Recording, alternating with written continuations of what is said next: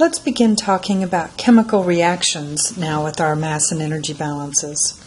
So you've already learned a little bit about chemical reaction stoichiometry, and in particular, you've learned how to balance chemical reactions. And so a reaction statement such as this, 2SO2 plus O2 makes 2SO3, it's a stoichiometric equation that you guys all recognize. It looks familiar to you. The coefficients are giving us the stoichiometric ratios of how much of one thing I need compared to another. So these are ratios. So for every 2 moles of SO2 consumed, 1 mole of O2 will be consumed. For every 1 mole of O2 consumed, 2 moles of SO3 are generated. Or 2 moles of SO2 consumed create 2 moles of SO3 being generated. Okay? So you guys should have a firm understanding of that concept. We're just going to take the definitions and the terminology and extend them a little bit to suit our needs. So we're going to be talking about feeds to processes, and we need to have some terminology. Okay?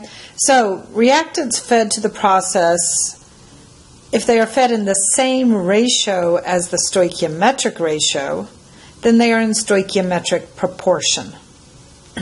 So in this particular example, what I would look for is if I have 2 moles of SO2 and 1 mole of O2, then I would have 3 moles total feed. 2 over 3 is 0.67, and that should be my mole fraction of SO2 if it is in stoichiometric proportion. Similarly, for O2, if I have 1 mole of O2 being in the feed for 3 moles total, then I have 1/3 is the mole fraction of O2 that I would want for stoichiometric proportion. Now, most of the time we're going to find that our feed isn't going to be in exactly stoichiometric proportion. So in that case, one reactant is going to run out earlier than the other one. The one that runs out first is the limiting reactant, and the other one is the excess reactant.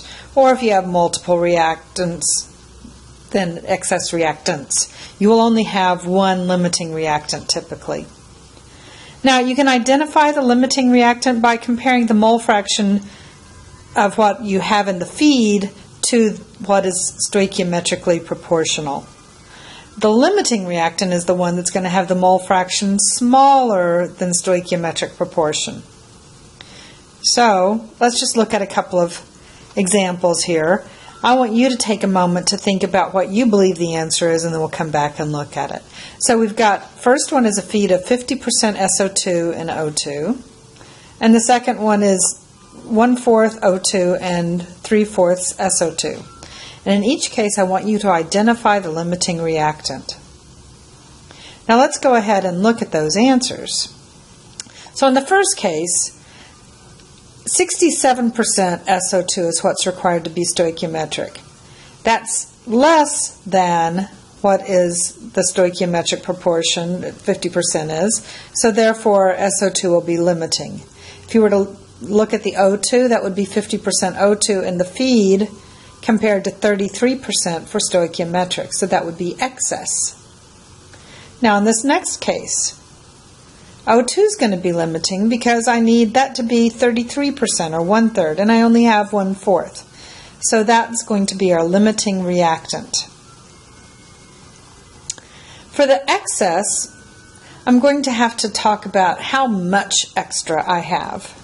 Okay, so we'll talk about fractional excess. And so the number of moles of the excess reactant, okay, is going to be N sub F. That's for our feed, so the number of moles in our feed. And N sub S is the number of moles that would be if it were stoichiometric. Based on that, I can define the fractional excess based on either number of moles in feed minus number of moles stoichiometric, divided by the number that would be stoichiometric, or I can do it if I divide everything top and bottom by the total number of moles, then those would be the same thing as saying mole fractions. So it's the feed minus the stoichiometric compared to the stoichiometric, the desired. Okay? So let's go back and look at the previous two problems and see what the fractional excess is. So in the first case, we have 50% SO2 and O2. SO2 is limiting, so therefore O2 is the excess.